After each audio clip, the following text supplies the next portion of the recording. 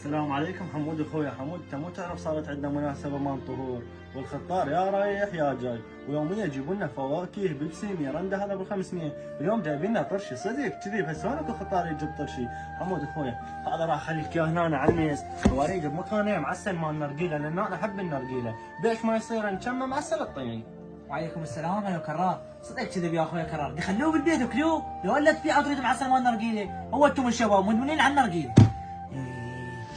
هذا السطل مال الطرشي اقل شيء ينباع له ب 25,000، ما دام ما دخل نرجيله وطالع عن الطريق خلنا نقفص عليه. اخويا كرار، هذا راح اعطيك 2 معسلات بمكانه، لان هذا ما ينفع، هذا اذا ظل 5 ايام بعد ينتهي يندب.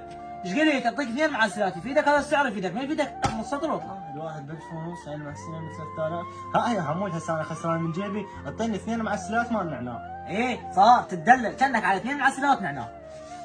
وهاي معسلات